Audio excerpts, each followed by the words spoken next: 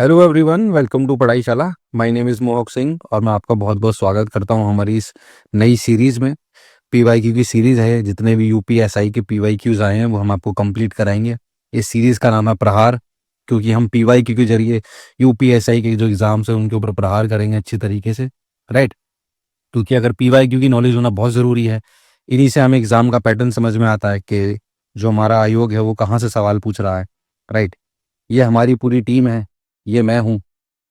मेरा काम ये होगा आपको कि यूपीएसआई में जितने भी ज्योग्राफी के, ठीक है, इन्वायरमेंट के, इकोनॉमी के जितने भी पीवाईक्यूज आए हैं मैं वो आपको कराऊंगा अच्छे तरीके से, उनको एक्सप्लेन करूंगा। और हम कुछ कनेक्शंस बिठाने की कोशिश करेंगे कि अगर ये टॉपिक पूछा गया है तो इसके रिलेटेड जितने भी टॉपिक्स हैं वहाँ कहाँ कहाँ से सवाल आ सकते हैं, ठीक है। ये जो मेरी वीडियो है इसमें मैं ज्योग्राफी और इन्वायरमेंट के सवालों को देखूंगा। बाकी मेरी एक दूसरी वीडियो लेकर आऊंगा जिसमें मैं इकोनॉमी के सवालों की सीरीज या फिर मैं वीडियोस को निकालूंगा। हमारी फैकल्टी एक बार देख लीजिए आप। ये हमारे अक्षित यादव सर हैं, ये हमारी यूपी जीके की बेहतरीन फैकल्टी हैं, ठीक है। पूरी यूपी की जो जीके है वो आपको ट्रिक के थ्रू याद करा देंगे। इनकी काफ़ी सारी सीरीज चल रही हैं तो आप हमारे चैनल पर ज़रूर देखें। मैंने अपने बारे में बता ही दिया।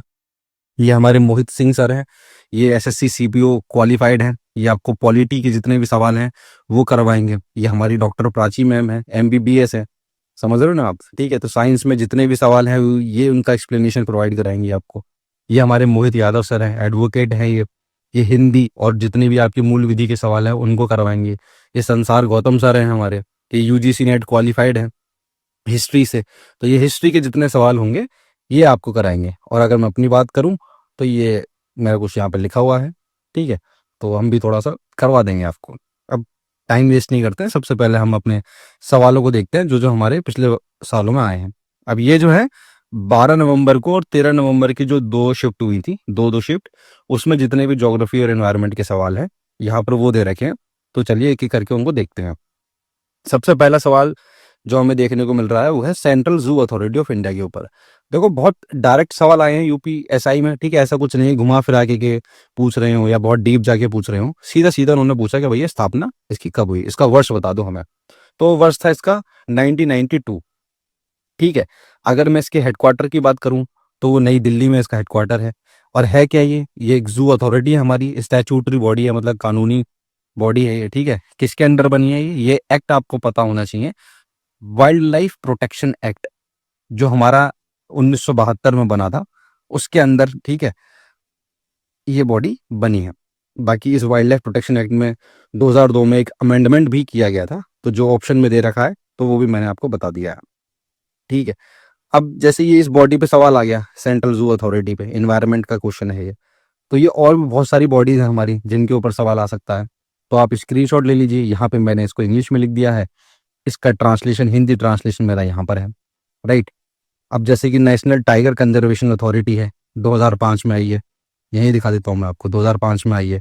बाकी wild life crime control bureau है जो 2007 में आई थी। एक नेशनल बायोडाइवर्सिटी अथॉरिटी बनी थी जो 2003 में आई थी, ठीक है। ये बायोलॉजिकल डाइवर्सिटी एक्ट जो हमारा 2002 में जो बना था उसके अंडर ये वाली अथॉरिटी बनी है। बाकी सेंट्रल पॉल्यूशन कंट्रोल बोर्ड है हमारा, ठीक है, केंद्रीय प्रदूषण नियंत्रण बोर्ड है, ये 1974 में बना है। जो हमारा जल अधिनियम है उसके अंडर ही बना है ये, ठीक है। एयर वाले के अंदर नहीं है, याद रखना, पानी वाले के अंदर है, वाटर वाले के अंदर है ये। National board for wild life है ये हमारा, 2003 में ये भी आया था। इसका हेडक्वार्टर कहाँ है, देहरादून में है।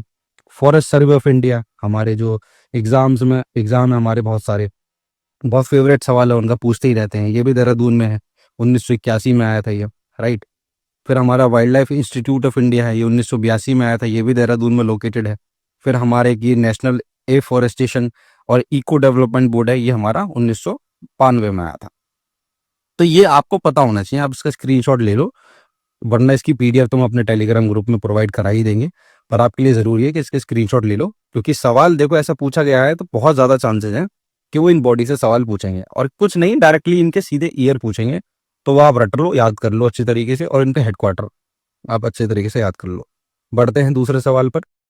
देखिए, मालथूस की थ्योरी ऑफ पॉपुलेशन के ऊपर सवाल पूछा गया था कि वो किस चीज़ पर आधारित है, ठीक है। तो इसका आंसर था जियोमेट्रिक पॉपुलेशन ग्रोथ और अर्थमेटिक फूड सप्लाई। अब मैं आपको समझा देता हूँ कि थ्योरी थी क्या। बेसिकली इसका मतलब ये था कि जो हमारी पॉपुलेशन है, ये मालथूस जी का कहना है कि जो हमारी जनसंख्या होती है ना, वो पता है कैसे बढ़ती है? वो गुणा करते हैं उसकी, वैसे बढ़ती है। जैसे 2 दूनी 4, 4 दूनी 8, 8 दूनी 16, 16 दूनी 32। तो वो गुणा होती है आपस में, राइट। और जो हमारे खाने की चीजें होती हैं, जो हमारी फूड सप्लाई होती है, ठीक है, खाद्य जो हमारी चीजें होती हैं, खाद्य वो कैसे ग्रो होती है? वो होती है हमारी, उसको हम ऐड करते हैं। 2 + 2 4, 4 + 2 6, 6 + 2 8। ठीक है, तो अब साफ पता चल रहा है कि भैया ये तो लेट हो रही है हमारी काफी, और ये गुणा हो रही है हमारी, ठीक है, ये जोड़ हो रही है खाली हमारी। तो हमारी जनसंख्या ज्यादा बढ़ेगी, हमारे पास खाने पीने की चीजें कम होंगी। अब जब ये सारी चीजें होंगी तो उससे क्या होगा? हमारा पॉपुलेशन ग्रोथ ज़्यादा है हमारी, इतनी फूड हमारा खाना बढ़ नहीं पा रहा है, तो फिर क्या होगा भैया? फैमाइन जैसी चीज़ें आएंगी, भुखमरी ऐसी चीज़ें आएंगी, ठीक है, लोग लड़ेंगे आपस में, वॉर जैसी चीज़ें आएंगी। तो मालथूस जो है वो ये वाली बात कहते भी हैं कि ये काम फिर क्या करती है, ये हमारी प्रकृति अपने आप करती है, भुखमरी ले आएगी, ठीक है, डिजास्टर ले आएगी, नेचुरल डिजास्टर। तो इसलिए वो बोलता है कि भाई साहब, आप पहले से कुछ प्रिवेंशन करके चलो, जैसे कि शादी वगैरह लेट करो, ब्रह्मचर्य का पालन करो। पॉपुलेशन अगर ज़्यादा बढ़ेगी तो वो सही नहीं है, क्योंकि हमारी जो फूड सप्लाई है वो गुणा नहीं होती है, वो सीधे जोड़ होती है, उसका जोड़ होता है। तो यही थी मालथूस थ्योरी ऑफ पॉपुलेशन, राइट। अब देखो, बहुत सिंपल सवाल था कि हमारा जो क्षोभ मंडल है, ठीक है, पृथ्वी का, उसमें सबसे ज्यादा गैस कौन सी पाई जाती है? तो नाइट्रोजन पाई जाती है। अब ये आप देख लो, नाइट्रोजन के अलावा और भी गैसेस होती हैं, जैसे ऑक्सीजन हो गई, हमारी आर्गन हो गई। क्या पता अगली बार ऑक्सीजन का ये पूछ ले कि भाई इसकी परसेंटेज बताओ, सीधा सीधा 21% लिख दे, ठीक है, तो आपको पता होना चाहिए। ये बोल दे कि भैया तीसरे नंबर पे कार्बन डाइऑक्साइड आती है, नहीं, उससे पहले ऑर्गन है हमारी, क्योंकि ज्यादातर हम यही पढ़ते हैं ना, नाइट्रोजन, ऑक्सीजन, कार्बन डाइऑक्साइड। तो ये जरूरी है आपको कि आप आर्गन को याद रखें, कार्बन डाइऑक्साइड से पहले आती है, क्या पता इसका ऑर्डर पूछ ले, कुछ भी कर सकता है, ठीक है। तो एटलीस्ट आपको ये तो पता ही हो कि सबसे ज्यादा नाइट्रोजन है, फिर हमारी ऑक्सीजन है, फिर आर्गन है, फिर हमारी कार्बन डाइऑक्साइड है। इसकी पीडीएफ मिल जाएगी, ठीक है, डिस्क्रिप्शन में मिल जाएगी, चाहे तो स्क्रीनशॉट ले लो। और क्या सवाल पूछा गया था? देखो, जायद की फसल के ऊपर सीधा सवाल पूछ लिया था, ठीक है, कौन सी ऋतु के दौरान होती है, सीजन पूछ लिया था। समर हमारी जो ग्रीष्म ऋतु होती है उसके अराउंड होती है, गर्मी, ठीक है, जेड से ज्यादा ज्यादा गर्मी याद करने का तरीका है, मार्च और जून के महीने में होती है। तो अब क्या आपको पता हो खरीफ की क्रॉप कब होती है भैया? जो खरीफ, जो हमारी राबी की फसलें होती हैं, खरीफ की फसलें होती हैं, जो हमारी चावल वाली होती है, ठीक है, मानसून में होती है। हमारी जो राबी की फसल होती है वो विंटर्स में होती है, चाहे तो ये भी याद रख लो। बाकी ये कुछ हमारी जायद की फसलें हैं, जैसे तरबूज, खरबूज, खीरे वीरे, ठीक है, कद्दू वगैरह हम उसमें उगाते हैं, राबी और खरीफ के बीच में उगाई जाती हैं ये। तो अब जैसे ये सवाल पूछा गया है तो ये भी पूछा जा सकता है, तो आपको ये पता होना चाहिए। ये सवाल पूछा गया था कि एक रिम ऑफ फायर करके चीज है, ठीक है, जहाँ पे क्या है, बहुत सारे सक्रिय ज्वालामुखी हैं, तो वो कौन से सागर में होती है? Rim of East Africa, rim of Pacific, rim of Alpine Himalaya, तो ये सब बकवास चीजें थी। इसका सही उत्तर था ये, रिम ऑफ पैसिफिक। ये हमारा जो प्रशांत महासागर है, ठीक है, पूरा का पूरा, ये हमारी यूरेशियन प्लेट है, ये हमारी नॉर्थ अमेरिकन प्लेट है। तो अब भैया ये आगे बढ़ रही है, इनसे टकरा रही है, ठीक है, टकराएगी तो क्या होगा, यहाँ पे कुछ ना कुछ तो चीजें होंगी ना, तो ज्वालामुखी बनते हैं, सक्रिय ज्वालामुखी। तो उसी को बोलते हैं Pacific ring of fire, ring of fire है, ठीक है, रिंग बोल लो, रिम बोल लो, दोनों ही सेम चीज है। यहाँ पर रिंग लिखा है पर कोई बात नहीं। अब आपको ये जानना है कि भैया ये हो क्यों रही है, ठीक है। तो मेरी अभी घटना चक्र के ऊपर सीरीज चल रही है, क्योंकि मैं ज्योग्राफी इन्वायरमेंट का टीचर हूँ, तो मैं जो घटना चक्र है हमारी ज्योग्राफी की उसको खत्म करा रहा हूँ। तो मैं उसमें आराम से कॉन्सेप्ट भी समझा रहा हूँ आपको, ठीक है। और जितने फैक्ट हैं आपके, जितने भी फैक्ट हैं आपके, याद रखें, यूपीएसआई एग्जाम के लिए बहुत इंपॉर्टेंट है हमारे।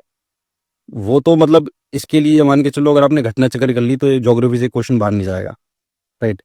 तो अगर आपको जानना चाहते हो, घटना चक्र की सीरीज मेरी फॉलो कर लो, ठीक है, इसी चैनल पर चल रही है, सड़क से उठा के स्टार बना दूंगा, उस सीरीज का नाम है ये। फनी है बट रख दिया है, कोई बात नहीं। और देख लेते हैं सवाल कौन सा है। तो ये समझ में आ गया ना आपको, ये पैसिफिक रिंग ऑफ फायर क्या है ये? जहाँ पे बहुत सारे ज्वालामुखी होते हैं, एक ही है, नाम रख लेना इसका, रिंग ऑफ फायर पर, प्रशांत महासागर में, ठीक है। बाकी देखो, कन्वेंशन के ऊपर पूछ लिया था, जैविक हथियारों के ऊपर समझौता, ठीक है, किस वर्ष में हुआ, कब हुआ, क्या हुआ, लागू हुआ, आया नहीं, लागू हुआ, याद रखना। तो ये पूरा पढ़ना इसको, सवाल को। तो वो कब हुआ था? 1975 में लागू हुआ था, ठीक है। आया कब था? 1972 में बोला गया था कि भैया सिग्नेचर वगैरह कर दो, ठीक है। हमारी इंडिया पहुंची चश्मा लगा के 1974 में, ठीक है, 75 में भैया हमने साइन कर दिया, फोर्स में आ गया, लागू हो गया कन्वेंशन, ठीक है, सबके लिए लागू हो गया। कब? 1975 में। तो ये पता होना चाहिए। अब जैसे इस समझौते पे पूछ लिया है, दो समझौते और देख लो वर्ल्ड के लेवल पे, ये बहुत फेमस हैं। ठीक है, केमिकल वेपन कन्वेंशन है एक हमारा, और हमारा कौन सा है, एनपीटी वाला है, न्यूक्लियर नॉन प्रोलिफरेशन ट्रीटी। अब इसमें भी दो चीजें याद रख लो, ये साइन कब करी गई है, लागू कब हुई। एनपीटी लागू कब हुई है, 1970 में हुई है, क्योंकि भाई साइन तो कभी भी चलो कर दिया, लेकिन कब से लागू हुई इंपॉर्टेंट हमारा वो ज्यादा हो जाता है। ऐसे ही हमारा केमिकल वेपन कन्वेंशन है, वो 1997 में हमारा लागू हुआ था। ठीक है, तो देख रहे हो ना हम कैसे चल रहे हैं। जो सवाल पूछा गया है उस टॉपिक से रिलेटेड जो दूसरे टॉपिक्स हैं हम उन पे चल रहे हैं, क्योंकि पीवाईक्यू ऐसे ही काम आते हैं, हमको ऐसे ही पढ़ना होता है। ये नहीं कि देखा क्वेश्चन और लगा दिया कि भैया चश्मा लगा के घूम रहे हो, उससे कोई फर्क नहीं पड़ता। उसके आसपास के एरिया पकड़ो, ठीक है, टॉपिक पकड़ो, वहीं से सवाल आता है। देखो और क्या पूछा है सवाल। गोल्डन फाइबर बोलते हैं ऐसी किसी फसल को, क्रॉप को, ठीक है, अपना मार्केट जो लूज कर रही है इस नाइलॉन की वजह से। ठीक है, क्यों कर रही है, क्योंकि ये सिंथेटिक फाइबर प्लास्टिक का उपयोग ज्यादा हो रहा है अब। तो लेकिन गोल्डन फाइबर कहते किसे हैं, उन्होंने सीधा सवाल पूछा, कुछ ज्यादा घुमा फिरा के कहाँ पूछ रहे हैं, सीधे सीधे पूछ रहे हैं। तो कौन सी है वो, जूट की फसल है। ठीक है, आपको पता होना चाहिए खाली गोल्डन फाइबर। अब गोल्डन फाइबर के ऊपर पूछ लिया, पूछ लेगा व्हाइट गोल्ड किसे बोलते हैं, ब्लैक गोल्ड किसे बोलते हैं। ठीक है, तो ये पता होगा आपको, व्हाइट गोल्ड किसे बोलते हैं, कॉटन को, रुई को बोलते हैं। ब्लैक गोल्ड किसे बोलते हैं, कॉफी को बोलते हैं। पेट्रोल को भी बोल देते हैं कोई कोई ब्लैक गोल्ड। ठीक है, बाकी दालें जो होती हैं आपकी, ठीक है, उनको क्या बोलते हैं, गरीब आदमी का जो नॉन वेज है, ठीक है, प्रोटीन वगैरह मिलता है उससे, तो पल्सेस को, दालों को वो बोल देते हैं। और किंग ऑफ ऑयल सीड्स किसे बोलते हैं, ग्राउंड नट, मूंगफली को बोल देते हैं। और ये जो मैप है हमारा अच्छा सा, इसमें मैंने बता रखा है कि जूट का जो उत्पादन है वो सबसे ज्यादा कौन सा जो स्टेट है वो करती है, वेस्ट बंगाल सबसे ज्यादा करती है, पता होना चाहिए आपको। ठीक है, और देखते हैं क्या पूछा गया है। अब देखो, वैसे तो ये पॉलिटी का सवाल है, कोर पॉलिटी का, लेकिन मुझे इसमें इन्वायरमेंट दिख गया तो मैंने डाल दिया यहाँ पर। पूछ रहे थे कौन सा आर्टिकल है हमारे संविधान का जो बोलता है कि जो हमारे स्टेट है उसको प्रोटेक्ट करना चाहिए, इम्प्रूव करना चाहिए इन्वायरमेंट को। तो वो कौन सा है आर्टिकल, वो 48A है। ठीक है, ये जितने ए दिख रहे हैं ना, ए लगे हुए, ए बी जो पीछे लगता है, इसका मतलब ये होता है कि उसमें संशोधन किया गया है, संशोधन के बाद में उनको ऐड किया गया है। तो 48A को कब ऐड किया गया था, 42 में संविधान संशोधन किया गया था 1976 में, उसके थ्रू इसको ऐड किया गया था, कॉन्स्टिट्यूशनल अमेंडमेंट। ठीक है, तो ये राज्य की हमारी ड्यूटी है कि भैया एनवायरनमेंट को प्रोटेक्ट करके रखे। क्या हमारे सिटीजन्स की भी कोई ड्यूटी है, बिल्कुल है। कौन सी है वो, हमारे जो हमारे फंडामेंटल ड्यूटीज हैं, आर्टिकल 51 है, उसमें जो जी वाली जो पार्ट है उसमें बोलते हैं कि भैया तुम वाइल्ड लाइफ को, फॉरेस्ट को, ठीक है, एनवायरनमेंट को प्रोटेक्ट करो। तो हमारे सिटीजन की भी ड्यूटी है, हमारी स्टेट की भी ड्यूटी है। अब देखना चाहते हो तो बाकी की ये भी देख लो, ये तो फेमस है। यूनिफॉर्म सिविल कोड जो है आर्टिकल, अनुच्छेद 44 में आता है। ठीक है, 39 में इकोनॉमिक एंड जस्टिस में बहुत सारे हैं। 43A हमारा वर्कर्स को लेकर है, हमारे जो हमारे पॉलिटिक्स है ना, SSC CPO क्वालिफाइड, कौन, मोहित सिंह जी। ठीक है, वो कंप्लीट कराएंगे इसको, आपको बहुत अच्छे से पढ़ा रहे हैं वो, प्लीज उनकी सीरीज भी फॉलो कीजिए। इस चैनल पे जितने भी टीचर हैं उनकी मैंने क्रेडिबिलिटी आपको बता दी है भाई, बहुत रिसर्च करके पढ़ाते हैं, तो सबकी सीरीज देखिए।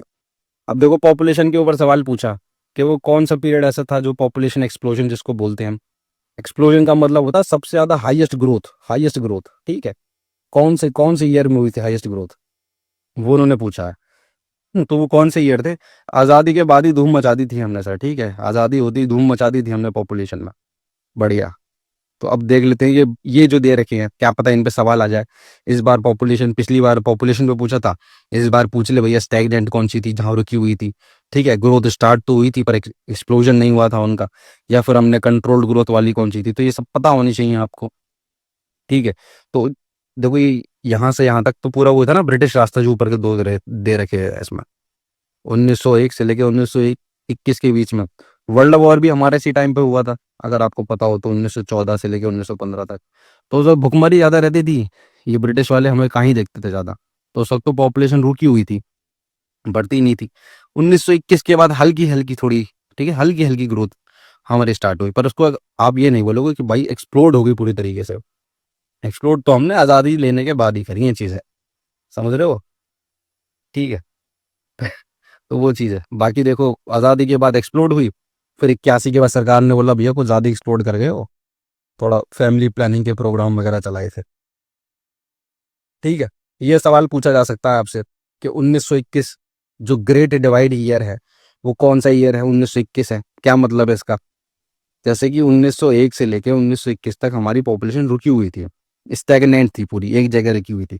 लेकिन 21 के बाद थोड़ी बढ़नी शुरू हुई, अभी तक ऐसे चल रही है, फिर तुम्हारी हमारी थोड़ी बढ़ने लगी। तो वो कौन सा ईयर था जहाँ से ये ट्रेंड चेंज हुआ हमारा? तो वो था 1921।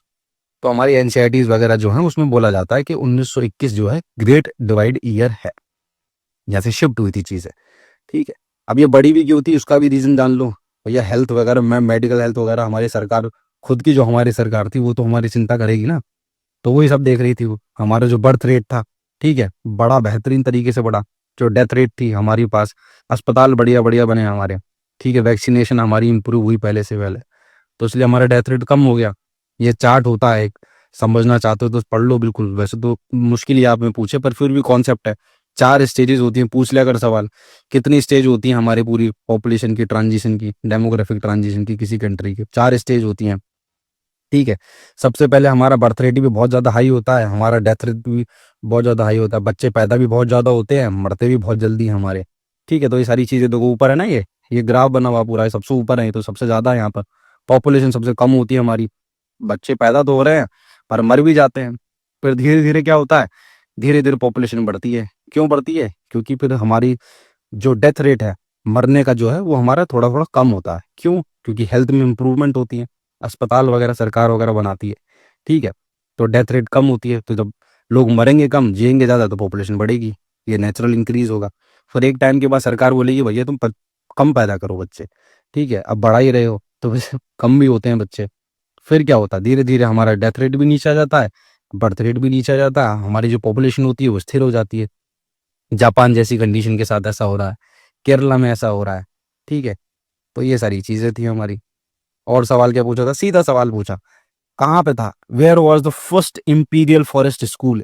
ठीक है, जो कि हमारे ब्रिटिश इंडिया में इनॉग्रेट हुआ था, शुभारंभ हुआ था जिसका, वो कहाँ पर था? देहरादून में था वो। कब हुआ था? 1878 में। ठीक है, ये वही इंपीरियल फॉरेस्ट स्कूल है जो आगे चल के फॉरेस्ट रिसर्च इंस्टीट्यूट बना। कब? इसका नाम बदल दिया, फॉरेस्ट रिसर्च इंस्टीट्यूट कर दिया, कब? 1911 में। तो ये वाली बात आपको पता होनी चाहिए। बाकी देखो, इकोसिस्टम के ऊपर बहुत बढ़िया सवाल पूछा इन्होंने। कितना सिंपल सा एग्जाम्पल बताओ हमें। ठीक है, नेचुरल टेरेस्ट्रियल इकोसिस्टम, प्राकृतिक स्थलीय पारिस्थितिकी तंत्र। ठीक है, उसका उदाहरण दो हमें, कौन सा होता है? अब आपको पता होना चाहिए इकोसिस्टम किसे बोलते हैं। जो हमारे लिविंग बींग्स होते हैं, नॉन लिविंग बींग्स होते हैं, उनके बीच का जो इंटरेक्शन होता है, यहाँ पे लिखा है मैंने। ठीक है, उसी को इकोसिस्टम बोलते हैं। अब ये भी कई प्रकार का होता है भैया, जमीन के ऊपर देखने को मिलेगा, समुद्र के नीचे देखने को मिलेगा आपको, ये जो इंटरेक्शन है। ठीक है, तो उन्होंने पूछ लिया कि जो जमीन के ऊपर होता है उसका हमें एग्जाम्पल बताओ, कहाँ कौन कौन से होते हैं वो। तो क्या एक्वेरियम होगा? एक्वेरियम वो होता है, तुम्हारा देखा होगा आपने, बड़े बड़े अमीर लोग जो होते हैं घरों में रख लेते हैं मछलियों को कैद करके, ठीक है, शीशे में। तो वो थोड़ी होगा, वो तो आर्टिफिशियल है। ये नेचुरल पूछ रहे हैं, प्राकृतिक पूछ रहे हैं। क्या वो लेक होगी, झील क्यों होगी सर? वो तो पानी वाली है, जमीन के ऊपर पूछ रहे हैं। हाँ, घास के स्थल होते हैं, जो ग्रास लैंड होते हैं आपके। ठीक है, अब ये मैंने एक लिस्ट एक्स्ट्रा दे दी है आपको, ज्योग्राफी में पढ़ते हैं कि अफ्रीका के जो घास के मैदान है उनको क्या बोलते हैं? सवाना बोलते हैं उन्हें। जो उत्तरी अमेरिका है उनको प्रेरीज बोलते हैं। एशिया है उसको स्टेपीज बोलते हैं। साउथ अमेरिका वाले, उनको पंपास बोलते हैं। ये अर्जेंटीना के क्षेत्रों में पाया जाता है। राइट, ओशन तो ये तो है, एक्वेटिक हो ही जाएगा। तो समझ रहे हैं ना, लैंड बेस्ड भी है, एक्वेटिक इकोसिस्टम भी है। यानी पानी वाला, पॉन्ड हो गए, लेक हो गए, रिवर, ओशन हो गए, ये आपके वाटर बेस्ड हो गए। तो कितना सिंपल सा सवाल पूछा था, कुछ इसमें रॉकेट साइंस थी नहीं। देखो, सस्टेनेबल डेवलपमेंट ये बहुत इंपॉर्टेंट टॉपिक है, इन्वायरमेंट के पॉइंट ऑफ व्यू से बहुत ज्यादा है। हर एग्जाम में इससे सवाल आपको देखने को मिलेंगे। और कितना टुच्ची सा सवाल पूछा है इन्होंने कि जो यूएन है, जो सस्टेनेबल डेवलपमेंट गोल जो उन्होंने बनाए हैं, उसमें एक गोल है टू एंड पॉवर्टी। सबसे पहला वाला जो गोल है हमारा, हर तरीके की पॉवर्टी हमें खत्म करनी है। तो हमारा टारगेट ईयर क्या है इसका? तो इसका क्या, जितने भी हमारे गोल्स हैं उनका टारगेट ईयर 2030 ही तो है। ठीक है, जो पहला, दूसरा, तीसरा जितने भी हैं, ये मैंने लिस्ट दे दी है, उनका 2030 ही है। 2030 तक हमको लेने हैं, उनको खत्म करने हैं। हमने अपनाए कब थे? 2015 में अपनाए थे हमने, कहे 15 साल में सारे के सारे हम अचीव कर लेंगे। ठीक है, क्या सस्टेनेबल डेवलपमेंट गोल से पहले भी कोई गोल हुआ करते थे? जी हाँ, हुआ करते थे। उनका नाम है MDG। ठीक है, मिलेनियम डेवलपमेंट गोल्स। 2000 में हमें अपनाया था उन्होंने, हमने उन्हें अपनाया था। ठीक है, रात के 2 बज रहे तो हो जाता था। तो 2000 में अपनाया था, और 2015 तक हमने कसम खाई थी उन्हें कंप्लीट कर देंगे। ऐसी हमने सस्टेनेबल डेवलपमेंट गोल की कसम खाई है 2030 तक कंप्लीट कर देंगे। तो ये हिंदी में दे रखे हैं, ये अंग्रेजी में दे रखे हैं। ठीक है, दोनों में देख लीजिए, स्क्रीनशॉट ले लीजिए।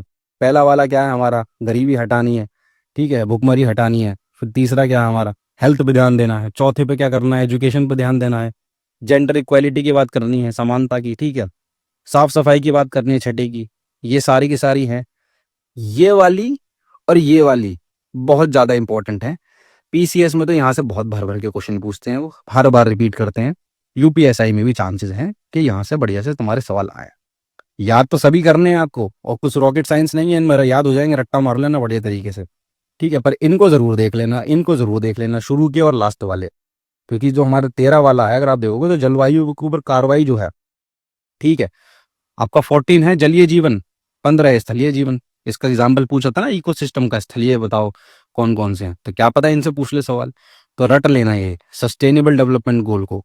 पिछली बार पूछा है कब टारगेट ईयर था, इस बार पूछ लेंगे, ये पूछ लेंगे, रख देंगे सामने, ठीक है। फिर बैठे रहना अगर नहीं पढ़ोगे तो।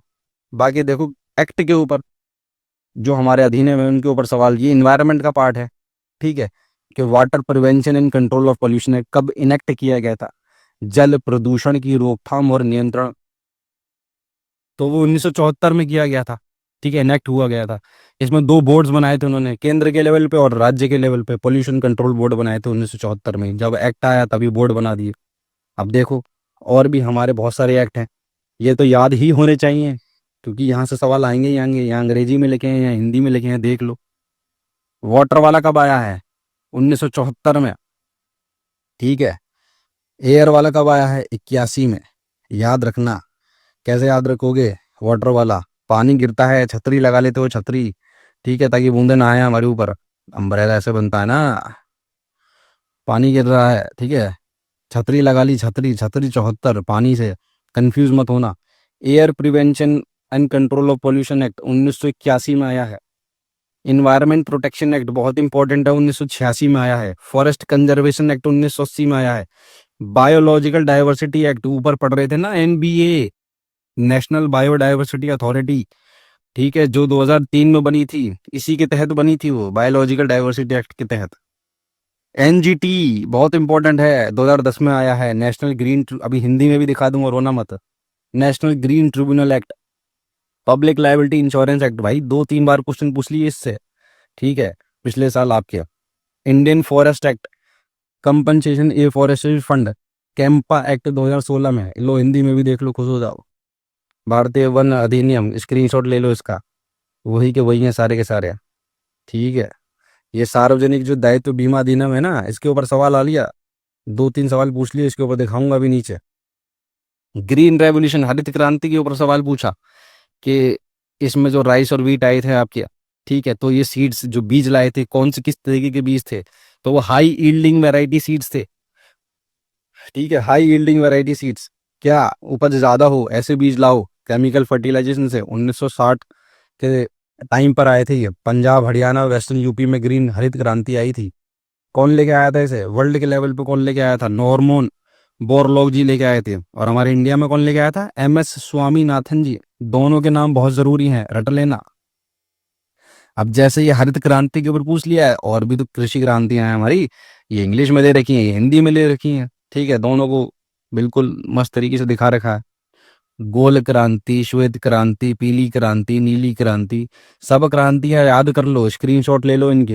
हिंदी माध्यम वाले यहाँ ले लो स्क्रीनशॉट, ठीक है, अंग्रेजी वाले तो यहीं मस्त लगा लो। और क्या सवाल पूछा था, first inspector general of forest in India 1864 में कौन था, तो वो कौन थे हमारे, डाइट्रिच ब्रैंडिस जी थे हमारे। इनको फादर ऑफ ट्रॉपिकल फॉरेस्ट्री भी बोला जाता है, ठीक है। अब जैसे ये पूछ लिया, तो क्या पता ये बाकी और कोई इंस्पेक्टर जनरल पूछ ले, पर वो ज़्यादा मिले नहीं हमें, तो हमने ये फॉरेस्ट डिपार्टमेंट लगा दिया हमें, ठीक है। क्योंकि ये तो बहुत, सही बताऊं तो ये बहुत एब्स्ट्रैक्ट सवाल था, मतलब ऐसे उठा के उन्होंने पूछ दिया कहीं से, ज़रूरी नहीं है कि आपको ये पता ही हो पहले से। तो ये कुछ कुछ ज़्यादा ही जो फैक्चुअल सवाल होते हैं वो थोड़ा सा ट्रिकी वाले हो जाते हैं, कि आप तुक्का मार दो या छोड़ दो उन्हें। अगर आपने इन तीनों के बारे में पता हो आपको तो भी ठीक है, आप इस पे पहुंच जाओगे। पर ये सभी ऐसे नाम है, सुनते ही नहीं हो कभी, बहुत ज्यादा एब्स्ट्रैक्ट सवाल था ये, ठीक है। बाकी देखो, इम्पी मैंने डिपार्टमेंट लगा दी है यहाँ पे, क्यों, फॉरेस्ट से रिलेटेड है तो फॉरेस्ट के डिपार्टमेंट ही पढ़ लो, क्या पता ये पूछ लिया जाए। ऊपर तो ये वाला सवाल आया था ना, इंपीरियल फॉरेस्ट स्कूल जो था, या आगे चल के फॉरेस्ट रिसर्च इंस्टीट्यूट बना था 1911 में देहरादून में जो है, इसके ऊपर सवाल ऊपर पूछा गया था। तो इंपीरियल फॉरेस्ट डिपार्टमेंट देख लो, 1864 में बना था। और क्या हुआ, देखो राइजोबियम और ब्लू ग्रीन एल्गी के ऊपर सवाल पूछ लिया था कि किस चीज़ की फिक्सेशन करते हैं ये। ठीक है, कार्बन डाइऑक्साइड की मोनो ना ना ना नाइट्रोजन की। नाइट्रोजन फिक्सेशन क्या होता है ये भी पता कर लो। जो हमारे प्लांट्स होते हैं, ठीक है, और जो हमारी इन्वायरमेंट में जो नाइट्रोजन होती है वो उसको डायरेक्टली नहीं ले सकते। ठीक है, वो नाइट्रोजन जिस फॉर्म में है उसको डायरेक्टली ले नहीं सकते, तो वो किस फॉर्म में लेते हैं, वो लेते हैं अमोनिया की फॉर्म में। ठीक है, अमोनिया की फॉर्म हो गई, दूसरी फॉर्म हो गई जो कन्वर्टेबल फॉर्म होती है उसकी फॉर्म में लेते हैं वो। अब ये चेंज कौन करेगा, जो एटमॉस्फेयर की जो नाइट्रोजन है, जो वातावरण में जो हमारी नाइट्रोजन है, उसको बदलेगा कौन, अमोनिया में कौन बदलेगा, तो ये बदलेंगे, बैक्टीरिया बदलेंगे, राइजोबियम बदलेगा और ब्लू ग्रीन एल्गी बदलेगा। जो राइजोबियम होता है ये हमारे प्लांट्स के जड़ों में रहता है, ठीक है, रूट्स में वो रहता है, वहां पे नाइट्रोजन फिक्सेशन करता है, प्लांट उसको खाना देता है, दोनों की मस्त बॉन्डिंग रहती है। ठीक है, सॉइल की फर्टिलिटी इंक्रीज होती है इसकी। ये दालें, जो दालें होती है ना दालें, उसमें पाया जाता है ज्यादातर ये। और ये ब्लू ग्रीन एल्गी हो गई हमारी साइनोबैक्टीरिया, इनको साइनोबैक्टीरिया कहते हैं हम। ठीक है, क्या पता अगली बार नाम पूछ ले तो याद रख लो, नोस्टक और एनाबीना, जो हमारी ये धान की जो फसल होती है, राइस वाली पैडी फील्ड जो होती है, उसमें पाया जाता है साइनोबैक्टीरिया। ये तो जड़ों में रहता था। ठीक है, ये फ्री लिविंग होते हैं, ये घूमते रहते हैं ऐसी मस्त तरीके से अपने। देखो मैं ऊपर बोल रहा था ना, पब्लिक लायबिलिटी इंश्योरेंस एक्ट, इसके ऊपर सवाल आया था 2 बार, तो दोनों बार पूछ लिया, दोनों शिफ्टों में अलग अलग तरीके से। एक में सीधे ईयर पूछ लिया, दूसरे में थोड़ा खतरनाक तरीके से पूछ लिया कि वेरीफाई कौन करता है अगर एक्सीडेंट हो जाता है तो। ठीक है, जो हजार्डस सब्सटेंस की वजह से, तो हमारे जिला कलेक्टर करते हैं वो। हिंदी में पढ़ लो, खतरनाक पदार्थों के प्रबंधन से उत्पन्न होने वाली दुर्घटना को सत्यापित करने के लिए अधिकृत अधिकारी है। वाह, वो जिला कलेक्टर होते हैं। ठीक है, तो देखो पब्लिक इंश्योरेंस एक्ट पे सीधा सवाल पूछ लिया, तो ये एक्ट जो ऊपर दे रखे हैं ना, ये रट लेना ने, ऐसी इन्वायरमेंट में पूछे जाते हैं ये वाले एक्ट हो गए। ठीक है, ऊपर अभी और आएंगे। वैसे तो ये आ गया ना पब्लिक लाइबिलिटी, जो दूसरी मैंने बॉडीज दिखाई थी, तो सब देख लेना। इसकी पीडीएफ मेरे टेलीग्राम चैनल पर मिल जाएगी। ठीक है, और उस टेलीग्राम चैनल का लिंक इस वीडियो के डिस्क्रिप्शन में मिल जाएगा, तो उसे ज्वाइन कर लेना ये पीडीएफ चाहिए हो तो। ठीक है, वरना तो आप हो ही ज़्यादा होशियार। अब ये 12 और 13 वाली मैंने करवा दी है। ठीक है, अगली शिफ्ट वाली की वीडियो के लिए आप इंतज़ार कीजिए। ऐसे ही बढ़िया तरीके से उन्हें एक जगह इकट्ठा कर देंगे, उनका एक्सप्लेनेशन दे देंगे, जो जो चीज़ें वहाँ से ऐड करी जा सकती है वो हम ऐड करेंगे। हमारा नाम है मोहक सिंह। ठीक है, मिलते हैं नेक्स्ट वीडियो में। बाकी देखो, इस सीरीज़ को फॉलो कर लो, बहुत सवाल आपको इस सीरीज़ से देखने को मिलेंगे, यकीन मानिए बहुत ज़्यादा फायदा आपका हो जाएगा। मिलते हैं नेक्स्ट वीडियो में। वीडियो अच्छी लगी हो तो लाइक कर दो, चैनल को कर दो सब्सक्राइब। ठीक है, मेरा नाम है मोहक Singh and I am signing off. Thank you so much.